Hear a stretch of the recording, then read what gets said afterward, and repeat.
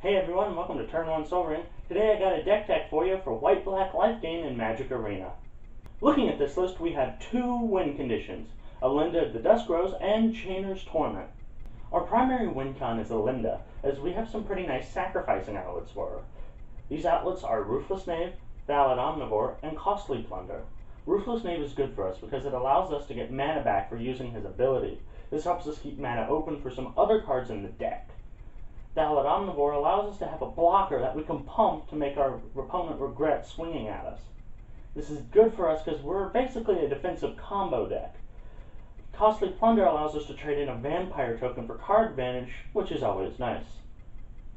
We do need fodder to sacrifice to our outlets, which is why we have Maverick Vein, Sacred Cat, Anointed Priest, Legion's Landing, Anointed Procession, Call to the Feast, and Queen's Commission.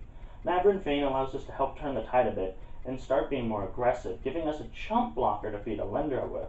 Sacred Cat is a nice chump blocker that we can essentially play twice per copy, and running 4 of them essentially means your opponents will be seeing this kitty be played and come back a lot. Anointed Priest is a good blocker and helps us benefit off of our vampire tokens coming into play. And because he has Embalm, you don't need to worry a whole lot if he gets hit with removal. Legion's Landing gives us a token to start with, but if you can get this thing to flip, which you will most games, you have a guaranteed token hitting the board every turn, and with Anointed Procession out, that's 2 of them hitting the board every turn. Call to the Feast and Queen's Commission helps us get started on our token making journey and can help us out in a pinch. Our secondary win condition is Chainer's Torment, a saga.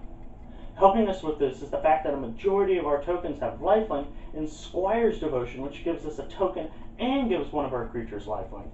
This helps us get into the 3rd chapter of Chainer's Torment, which slices our life total in half to allow us to get a very beefy creature. The card really helps us channel our lifelink into a Defiant Source, which deals our opponents 4 damage, and it gains us 4 life before a giant horror token hits the field. I've had games where my opponents conceded after this happened because they were staring down my 14/14, which was about to wreck their field.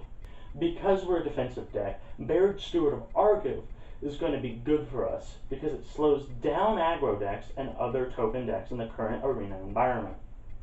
He'll always be coming out turn 4 if you can manage it. That being said, running 3 Ritual of Rejuvenation is also a good idea because gaining a 5th of your original life total back and drawing a card is pretty good for only 3 mana. It allows us to repair damage done by burn decks and hopefully get a leg up on card advantage. Looking at our sideboard, I've mostly put in removal such as Demystify, Settle the Wreckage, Vicious Offering, and Bishop of Binding. When Arena finally puts in 2 of 3 games, these will be beneficial because the first game should always be used to scout out your opponent's deck, and then you should add in what you think is necessary. Oketra's Monument makes our creatures cheaper and gives us an extra creature every time we play 1. Whisper Blood Liturgist lets us get our Elendas back and potentially our sacrifice outlets. So guys, thanks for watching, and I hope this video has been some use to you playing Magic Arena. If you want more content, leave a like and subscribe. If you want to see more of me, head on over to twitch.tv/Turn1SoulRing streams, where I stream Magic Arena every Saturday and Sunday from 1 p.m. Eastern Standard Time to 4 p.m. Have a good one.